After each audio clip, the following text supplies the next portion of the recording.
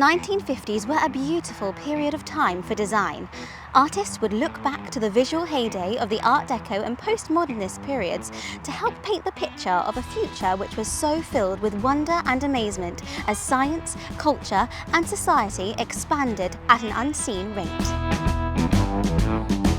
In the automotive world, the 1950s would have a style of its own. Decadent, sleek and purposeful, these beauties would stamp their mark on the decade. Just like this one, our 1959 Ford Zephyr.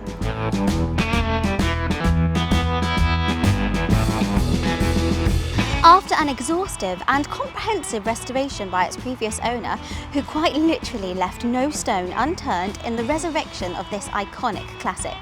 Inside, outside and even underneath, the car is in better than new condition and ready to find itself a new home as pride of place with its lucky new owner. So what are you waiting for? Head over to the British Classic Cars competitions website now and grab yourself a ticket.